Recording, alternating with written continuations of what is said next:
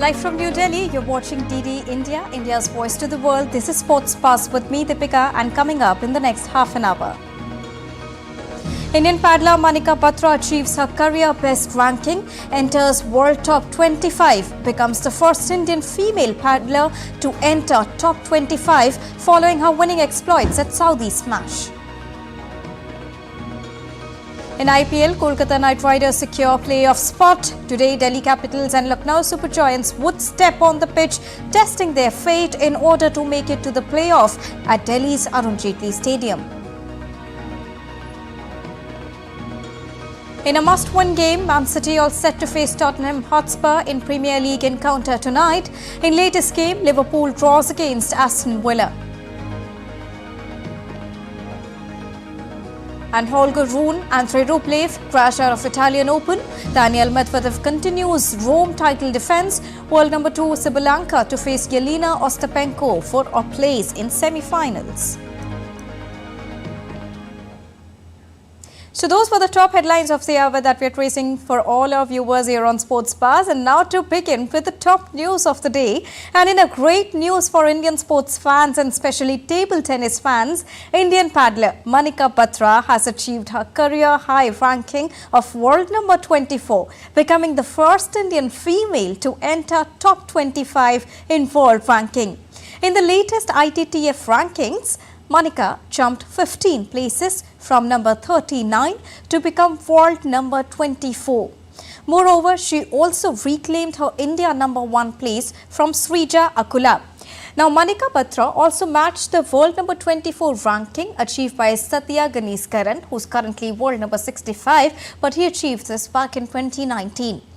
Now, Manika's ranking jump came on the back of a quarter-final finish in the Saudi Smash event last week, where she registered an upset victory over top Chinese player and Olympic medalist world number 2 Wang Manyu in round of 32. She then defeated world number 14 Nina Mittelheim of Germany to make it to the quarter-final round, where Manika eventually lost to world number 5 Hina Hayata of Japan. And now let's get you all the latest from the world of Indian Premier League.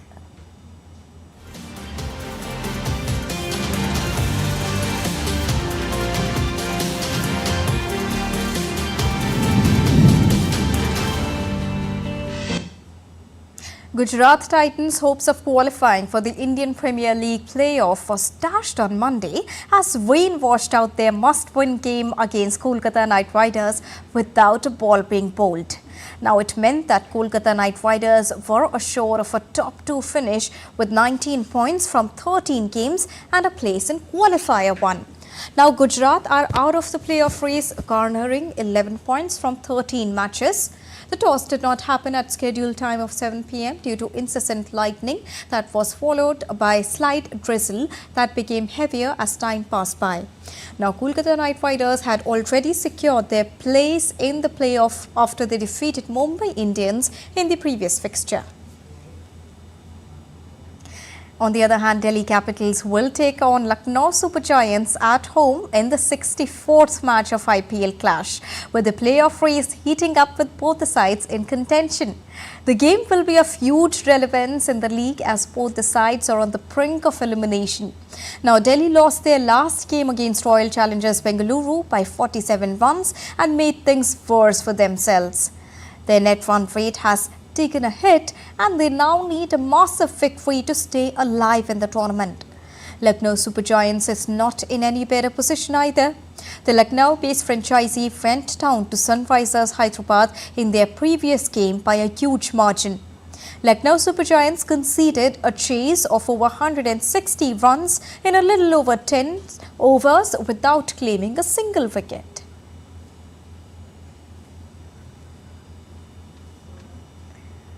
Top England players have left their respective Indian Premier League franchisee teams to join the national side. Jos Buttler, Liam Livingstone, Will Jacks and Reece Topley are set to take part in a bilateral T20 series against Pakistan. The 4-match series starts on the 22nd of May ahead of the T20 Cricket World Cup in West Indies and USA in June. Though it is not clear when Phil Salt, Moeen Ali, Sam Curran and Johnny Bairstow will depart to their home country. England announced their squad for the T20 Cricket World Cup in the month of April, and the same squad will take part in the series against Pakistan.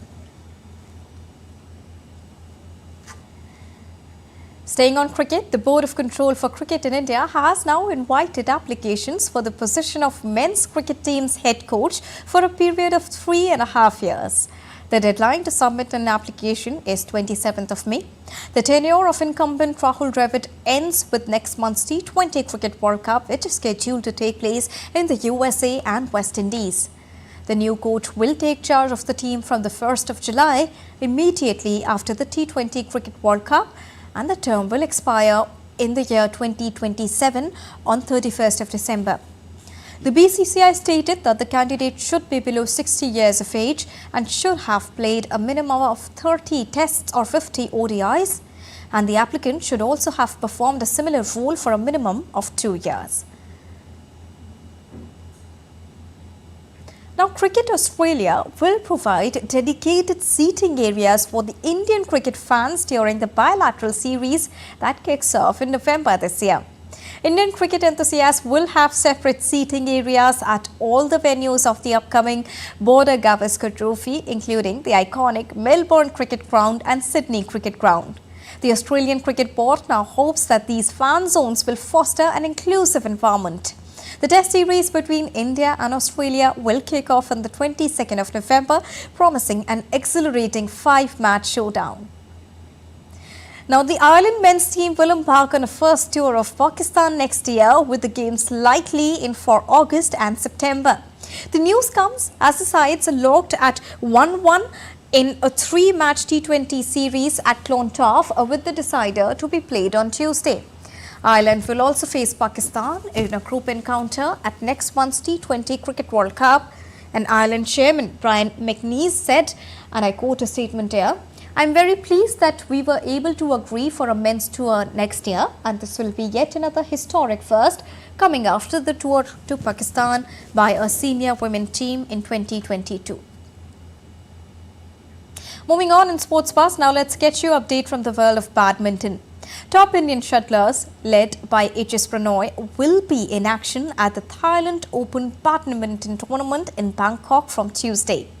HS Pranoy is the highest ranked singles player for India at Thailand Open. Ranked world number 9, he will begin his campaign against a qualifier. Last year's Thailand Open men's singles semi-finalist Lakshya Sen has pulled out of this year's tournament. India's Satvik Sairaj, Ranki Reddy and Chirag Shetty, the men's doubles top seeds, will be looking forward to win the Thailand Open for a second time. Well, they also triumphed in the year 2019. Two-time Olympic medalist PV Sindhu has also decided to withdraw from the Thailand Open in order to focus on the Paris Olympic preparation.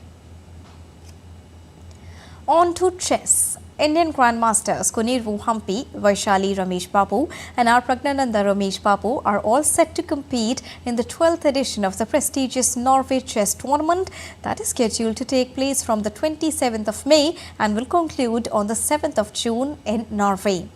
The prestigious event will feature world number 1 Magnus Carlsen, world number 3 Hikaru Nakamura, current world champion Ding Liren, women's world champion Zhu Wenchun, Li Tingchi and others.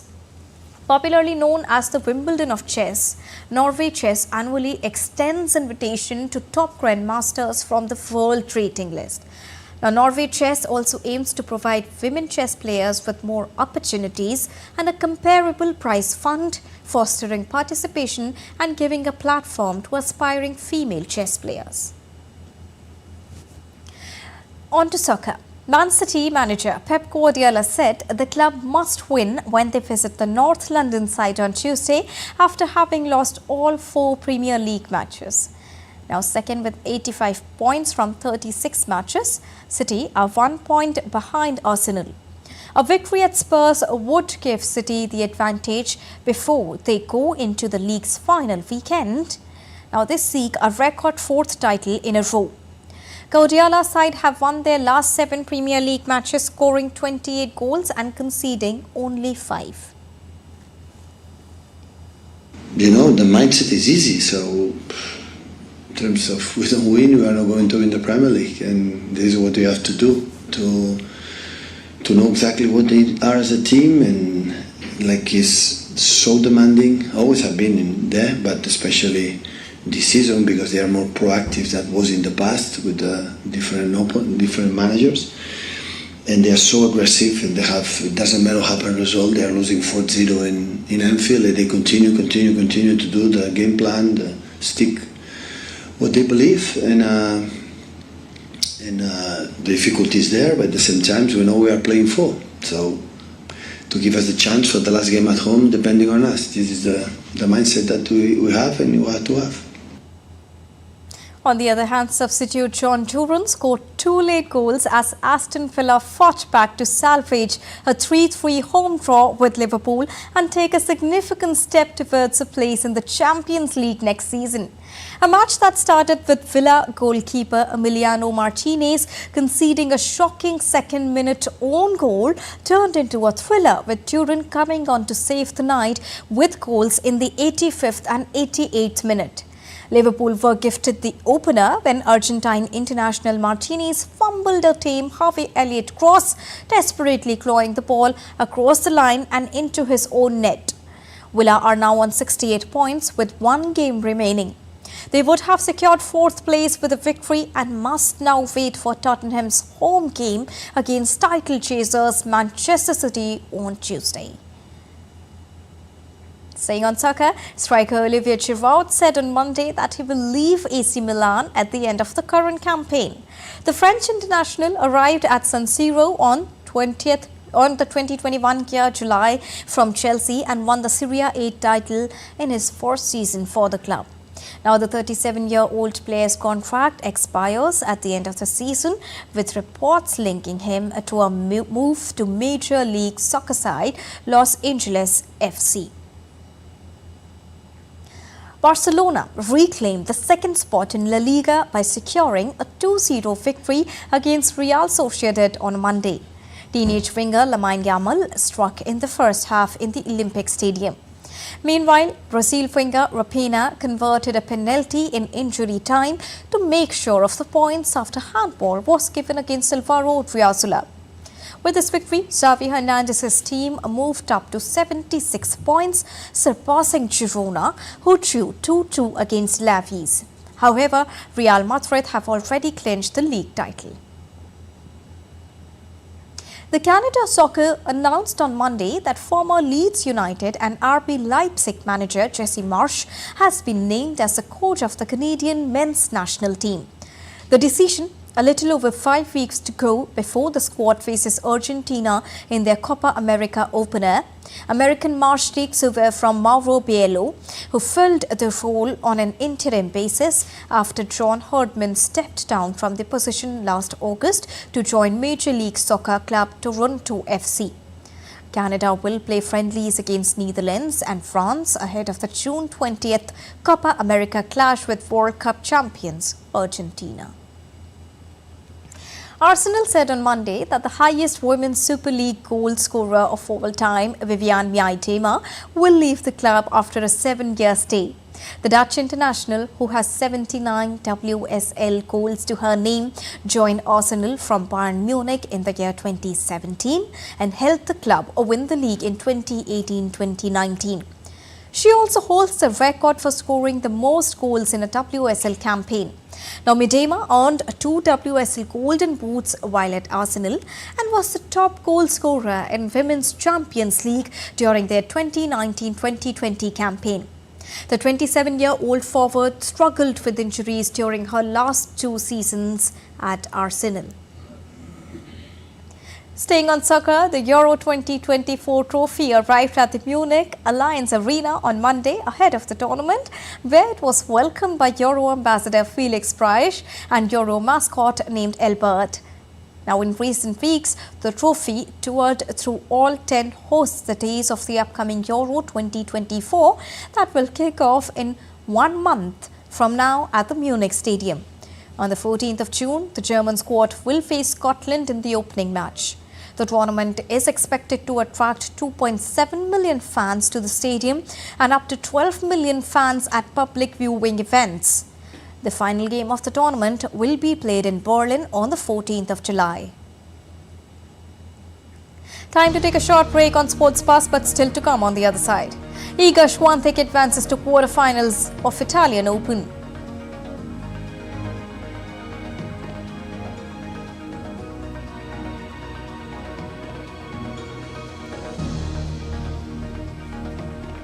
Former heavyweight champion Mike Tyson plays mind game, warns Jake Paul that his life will be on the line ahead of their bout.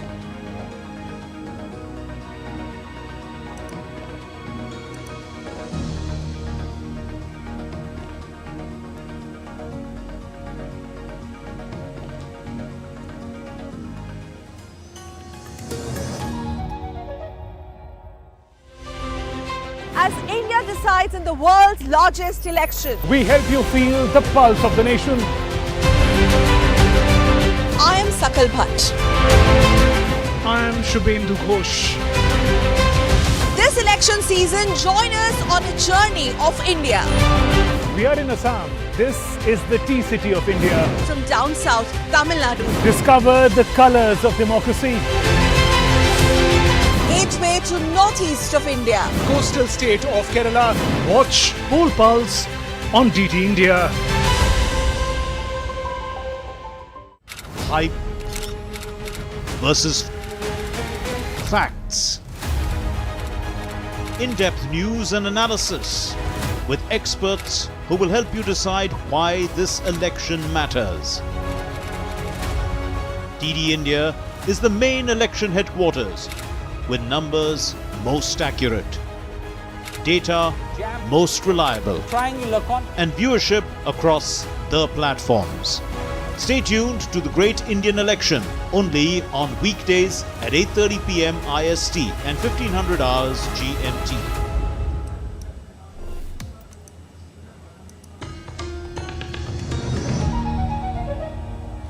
Welcome back after that short break. You're watching DD India Sports Pass with me, Deepika.